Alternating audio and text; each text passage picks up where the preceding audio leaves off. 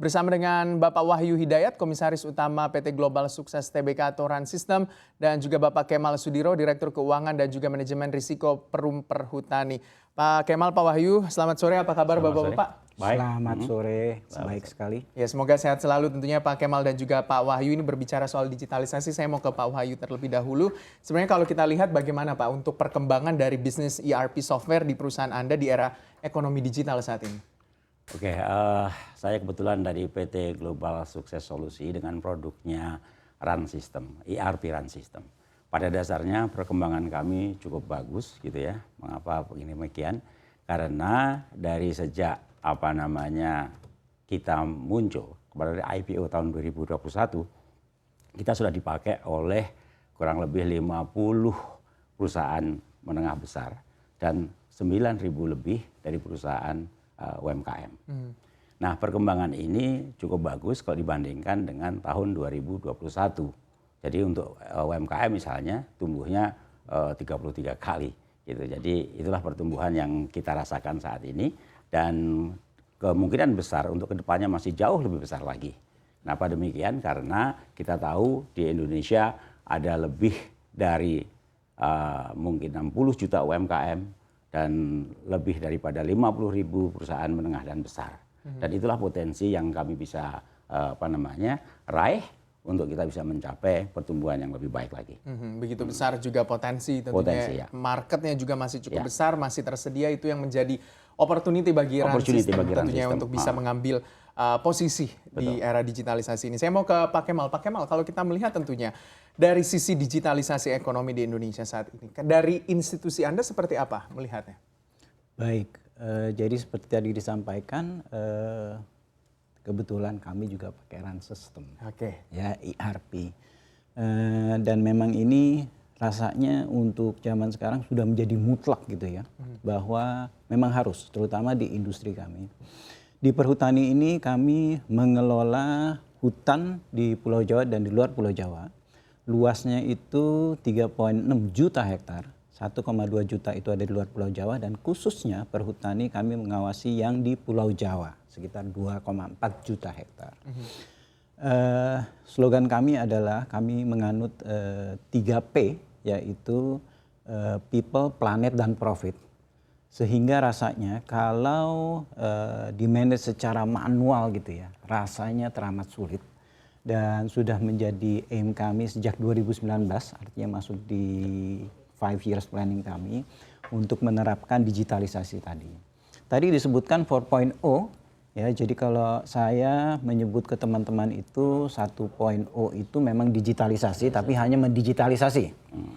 Yang kedua itu angka itu setelah masuk bisa dianalisa untuk dijadikan masukan untuk predict better business. Ya, karena menurut kami itu untuk yang namanya bisnis itu, menaikkan bisnis itu streamline cuma dua, untuk menaikkan revenue dan mengurangi cost dari perbaikan proses. Nah, ini hanya bisa dianalisa jika kami mempunyai data yang mumpuni untuk selalu belajar memperbaiki. ERP adalah satu tool yang kami pakai, dan digitalisasi 2.0 kami pelajari, 3-nya itu menjadikan hasil. Ya, kami alhamdulillah 3 tahun terakhir kemarin ini bisnisnya naik terus berkat digitalisasi tersebut dan perbaikan prosesnya sebenarnya di dalamnya. Dan rasanya kemarin itu di era pandemi kita belajar banyak di situ secara perbaikan prosesnya. Kita dipaksa ininya.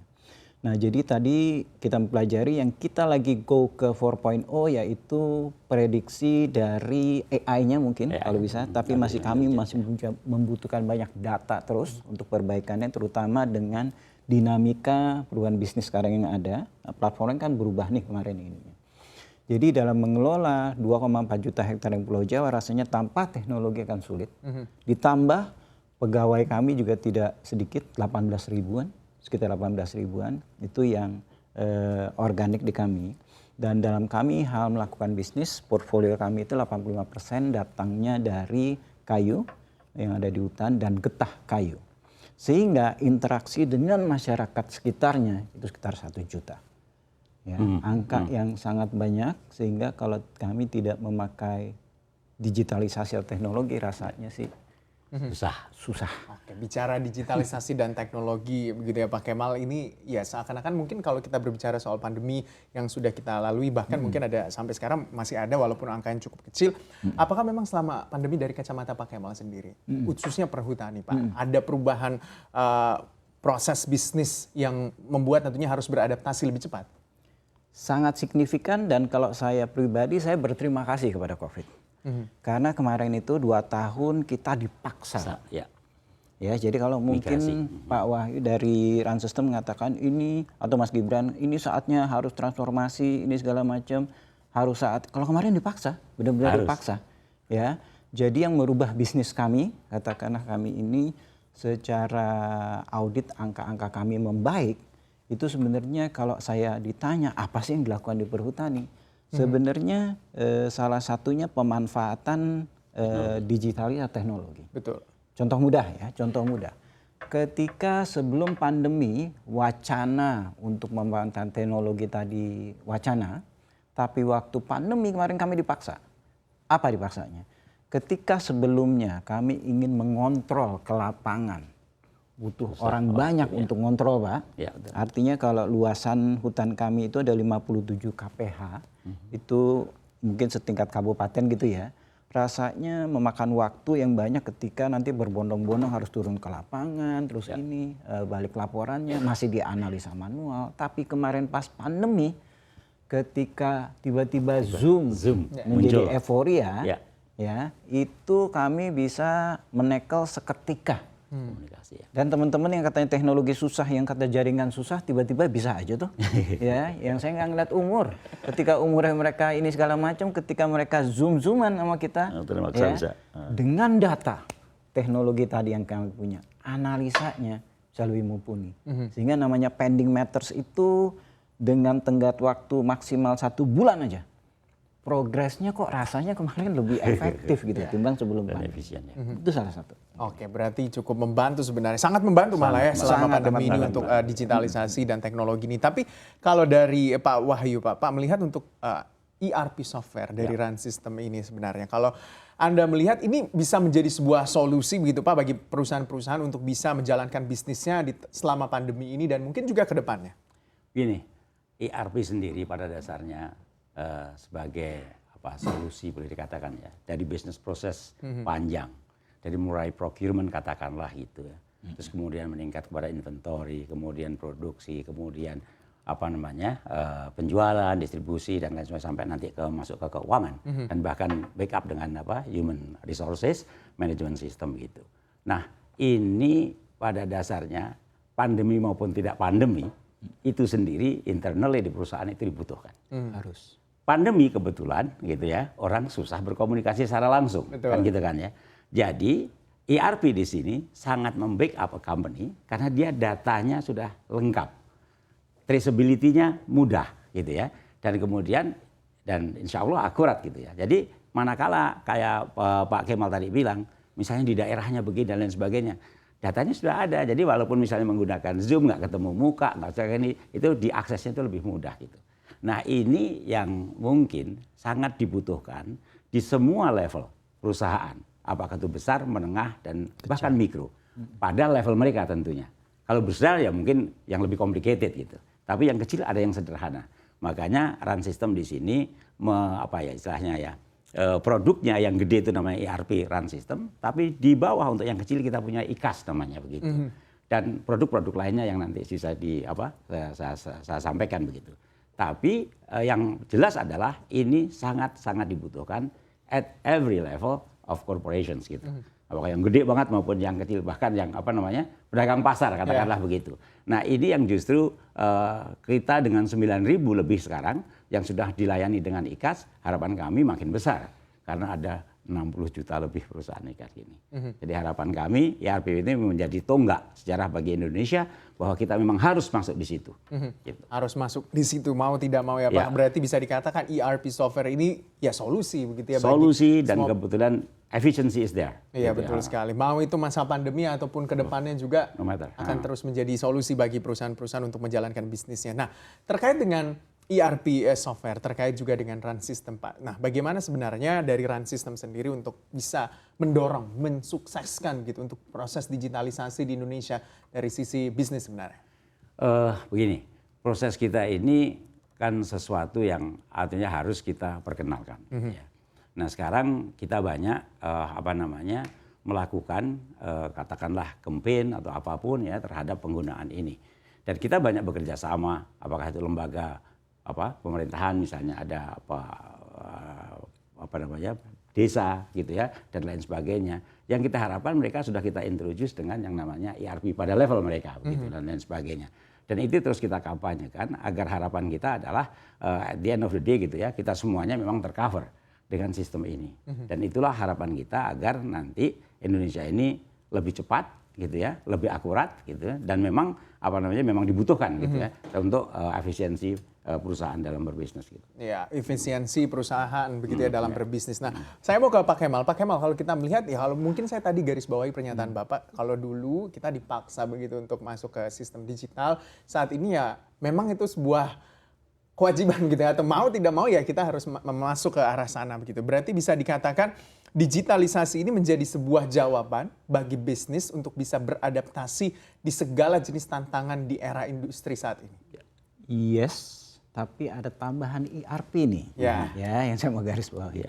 Jadi gini, digitalisasi satu hal. Sebelumnya kita banyak digitalisasi tapi sendiri-sendiri. Betul. Ya, interconnected ya. Enggak interconnected. Yang jadi kendala justru malah bukannya kolaborasi untuk cari solusi, engkel-engkelan datanya silo, mana yang benar mana yang ini. Habis waktunya di sana. Nah, ERP itu solusinya karena kan one repository. Mereka jadi satu. So with one common data artinya ketika tadi ada data yang kurang, quote unquote kurang benar gitu ngebetulinnya dari source-nya aja kita ini. Sehingga one common point gitu untuk betulinnya. Sehingga itu yang menjadi mungkin ERP di kami lebih ke sana makanya. Jadi digitali salah satu, tapi ERP yang tadi adalah justru business tadi process. Center point-nya untuk tadi menyatukan untuk karena kan sebenarnya kita nggak mau spend waktu terlalu banyak untuk yang mana data yang mana yang enggak. Justru di data itu mana yang bisa dibetulkan. Ya, dan menariknya lagi, kebetulan saya senang sama Run System dan Pak Wahyu ini. Kami ini BUMN, Pak. Kami dikejar yang namanya TKDN. Ya. Ini merah putih ini lokal. Betul. Yang merek yang sono sih banyak. Tahun 2000 udah musim. Muahalnya minta ampun gitu ya. Ini karena sama-sama warnanya merah putih gitu Pak ya. Jadi mungkin frekuensi ininya agak sama gitu ininya. Nah itu yang ngebantu. Itu sangat amat ngebantu. Kami belum kelar. Dan namanya digitalisasi ini kan terus. Dynamic. Dan mungkin tahun 2000-an itu ERP udah common, very common. Tapi trennya waktu itu punya server sendiri. That's a trend. Nowadays trennya ya cloud. Nggak bisa enggak, udah gitu aja. Larinya ke sana. Mungkin itu tambahan. Oke, berarti sangat membantu ya. Saya ambil kesimpulan selama menggunakan ERP software untuk perhutani ini sangat terbantu dan efisien begitu dalam menjalankan bisnisnya ya Pak. Efisien versus efektif. Efisien dan juga efektif. Nah, targetnya kami kan kurang lebih ya sampai dengan 30%. Dia bisa mereduce cost. Yang biasanya mungkin kapalnya tidak tercover dengan bagus, kita bisa reduce cost sampai segitu gitu. Wow, sangat besar sekali sebenarnya kalau 30% bisa mereduce cost-nya. Sampai dengan 30% untuk bisa untuk dari satu brand begitu atau dari satu perusahaan. Nah, terkait dengan digitalisasi juga Pak di Indonesia khususnya ini dari kacamata Pak Wahyu. Kalau Anda melihat apa sih sebenarnya yang menjadi sebuah tantangan begitu dalam proses digitalisasi utamanya bisnis ya di Indonesia? Tantangan utama sebenarnya dimanapun tidak hanya di Indonesia itu manusianya, ya kan? Apakah mereka bisa mau merubah paradigma mereka, gitu kan? Orang yang terbiasa dengan manual susah itu kalau untuk berubah itu. Tapi begitu kita bisa mengintroduce dan meyakinkan mereka bahwa mempermudah mereka, membuat mereka efisien, mereka akan itu yang pertama. Nah, yang kedua problem yang ada di antara mengenai handicap ini adalah utamanya biasanya jaringan kalau belum bagus gitu. Betul. Ya. Dan selanjutnya adalah mengenai selain manusianya tadi itu adalah keinginan untuk berubah itu bukan hanya manusianya tapi company-nya sendiri menuju ke hal yang lebih baik dan bisa melakukan perubahan-perubahan yang ada dari bisnis proses itu sendiri gitu. Nah itu yang mungkin handicap yang ada gitu ya. Yang pertama tadi manusianya, yang kedua mungkin networks yang ada, dan yang ketiga kemungkinan juga mengenai bisnis prosesnya sendiri. Kan terkadang kita dengan ERP yang ada itu semua bisnis proses A to Z-nya kan diselaraskan gitu ya, dan lain sebagainya. Nah itu yang kemungkinan besar kalau kita nggak mau berubah kan susah juga gitu kan, dan lain sebagainya. Dan sudah terbukti misalnya di perhutani melakukan seperti itu. Iya, di perhutani sudah terbukti melakukan seperti itu. Cost-nya dan juga efektif serta efisien begitu ya dalam. Dan untuk ERP sendiri untuk di Indonesia, nah ini kelebihannya menurut saya ya. Kita ini didevelop oleh teman-teman muda yang Indonesia yang punya pengalaman dengan kondisi yang ada di Indonesia, sehingga hal-hal yang seperti misalnya karakteristik atau culture yang ada itu diadopt gitu.